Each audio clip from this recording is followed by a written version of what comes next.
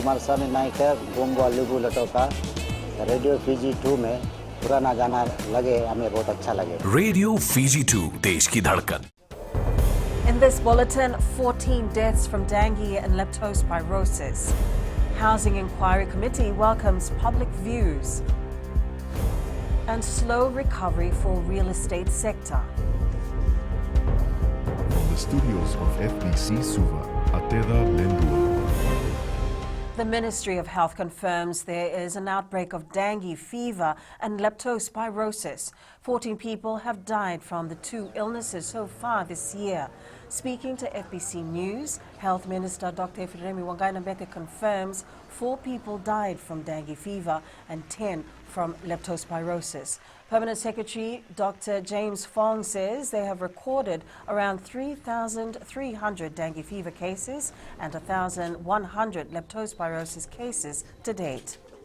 We're having an outbreak of dengue and leptospirosis at the moment. Our health inspectors are onto it. They're doing the various cleanup campaigns. We've had a few adverse outcomes in terms of mortality, but most of that has been in those who have presented late and severe. With the public inquiry into Housing Authority's lot allotments starting next Friday, the committee will present its report by the end of September. The inquiry will look into possible irregularities and fraudulent transactions in the allocation of lots by the authority over the past 10 years. Board Chair Lorraine Sito says the public can and should provide views on reforms required at the Housing Authority to serve customers more effectively and efficiently. Inquiry Committee Chair Seema Shandil says their findings will go to the Housing Authority Board and the Minister for Housing. Committee in the due course, as the board chair has said, will conduct a holistic review of the approval processes in the allotment of plots by Housing Authority, also review the anomalies experienced by the Housing Authority customers, also look into the effectiveness of the allotment procedures and processes, and any other fraudulent or showy activities that must have been, conducted by the Housing Authority staff. Prime Minister Porenge Bainimarama says the Fijian mahogany should be a highly demanded global commodity, but it isn't, not yet.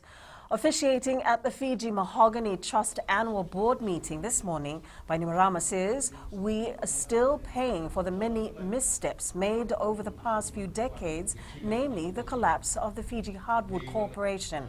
He highlighted we can't begin looking ahead without first acknowledging the history of the industry. The PM adds the history is a long story marked by disappointment and scarred by corruption.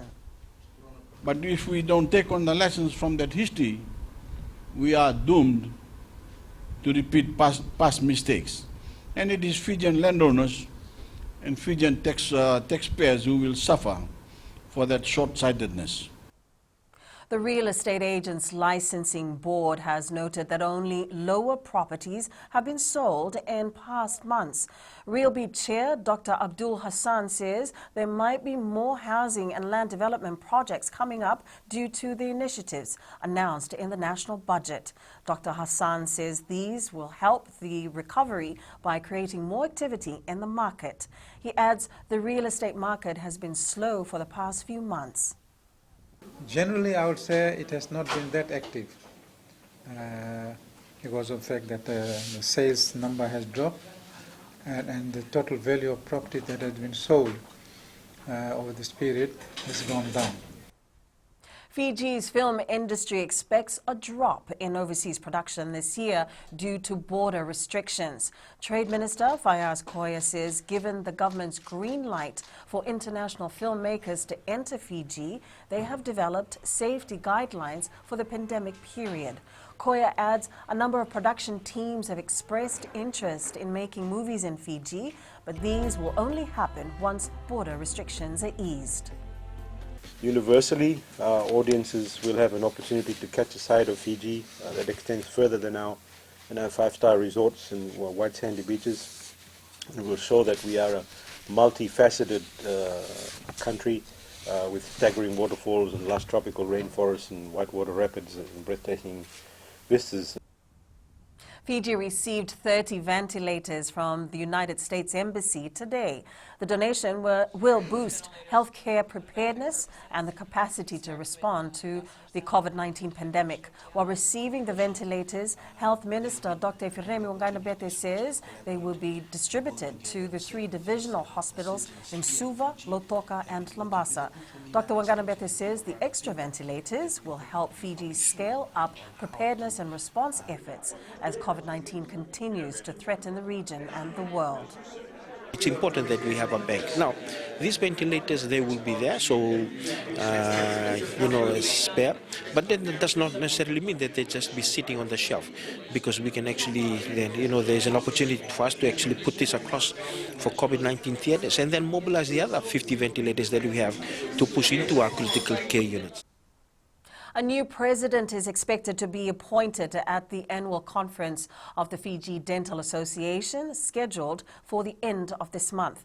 This was confirmed by current President Vikash Singh to FBC News, who was appointed in 2010 and has served for 10 years. Singh says he's grateful for the years of leadership, which saw a lot of changes in the dental industry.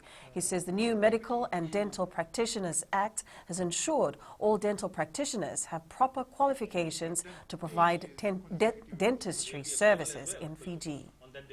And there's a lot of changes I've seen. We started off at a time when the new act was enacted or was put in place, which required a lot of changes to the way practitioners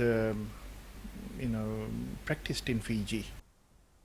Some schools in Auckland, New Zealand are preparing to welcome back students after the government agreed they could reopen. However, they have to operate under strict Level 3 guidelines.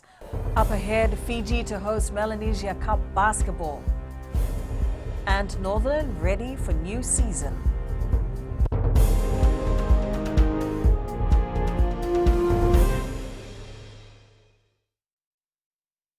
Bula FM number 2 NSR. Bula FM number 2 NSR.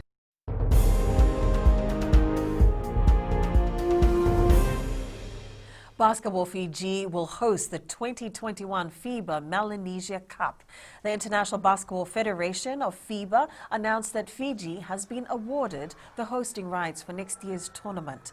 Basketball Fiji Chief Operating Officer Laisiasa Puamau expressed his delight in receiving the news.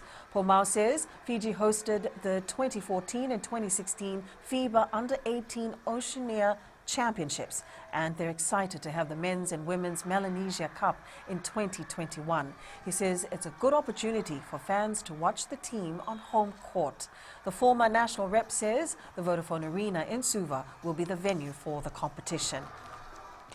The Northland Tai Levu rugby side will take each game as it comes in the Vodafone Vanua Championship come Saturday. Northland is set to face Nasinu at St. Marcelin School Grounds in round 1 of the championship. Northland and Rewa were relegated from the Skipper Cup competition at the Vanua Championship after finishing at the bottom of the standings. To make amends for last year's performance, Northland manager Banube Dretiberata says they are out for a good season this year. Thank you. As far as preparation go, the boys are well prepared for the season. Even though we face some hiccups due to the boys coming from the village, but they managed to get on time. So as preparation goes, we are hoping for a good season this year from the experience we gained from last year. The Tai Levu rugby side will focus on their set pieces ahead of the Skipper Cup clash against Yasawa on Saturday. Manager Lepani Matea says they are particularly working on contact areas, including the scrums and lineouts. He says they will try to match the forward pack of the Marlins, who put up a gallant performance against Namosi last Saturday. Matea says their scrums was one area that led to their downfall against Suva and is an area they will try to strengthen before Saturday's clash. The Lami futsal side will head into the Vodafone Inter-District Championship as underdogs. The side makes its first appearance in the tournament on Friday, excited to get a taste of national level competition. Manager Kavnil Lal says with a mixture of homegrown and district reps, Lami will be a side to reckon with come game day. The very paramount motive of the team will be to win the IDC, but of course we're expecting a good outing. Of course, this is our first time, and from here it's just a stepping stone for us and build on from here. A trough of low pressure with associated cloud and showers remains just to the west of Fiji. We can expect occasional showers and isolated thunderstorms over most areas. That's your FBC News Now. Join us again at 7 p.m. for our major bulletin. In times of crisis, you need news you can trust. Get the verified facts from FBC's TV, radio and digital news, fbcnews.com.fj, keeping Fijians connected with the truth. Enjoy your lunch.